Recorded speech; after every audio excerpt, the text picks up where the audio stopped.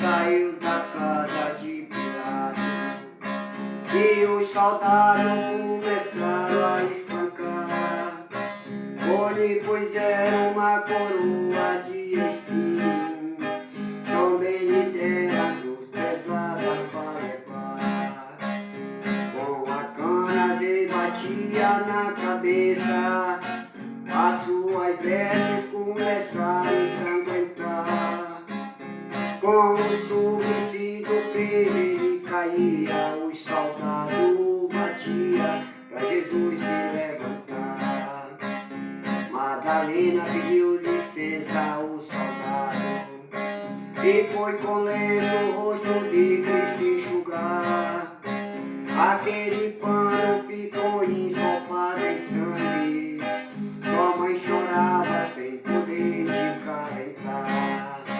Os cariotes percebeu que foi culpado, pegou a moeda e sacerdote por deixar. Não mais agora esse maldito dinheiro, pegou a corda e correu por se enforcar. Uma cruz no ombro e uma corda na cintura, o meu Jesus se fazia sem cessar, ensanguentado com aquele enorme madeiro. O meu Jesus já não podia caminhar.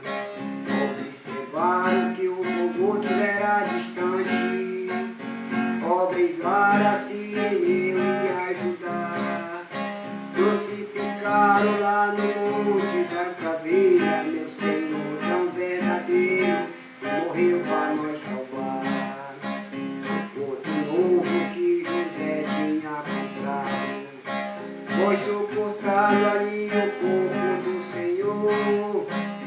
Com segurança foi selado com uma pedra, como vigia, 4 guardas lhe ficou. Terceiro dia no sepulcro veio um anjo, rasgou-lhe o selo e a pedra retirou. Clamou bem forte: Jesus, teu Pai te chama, tão glorioso meu Jesus ressuscitou. Clamou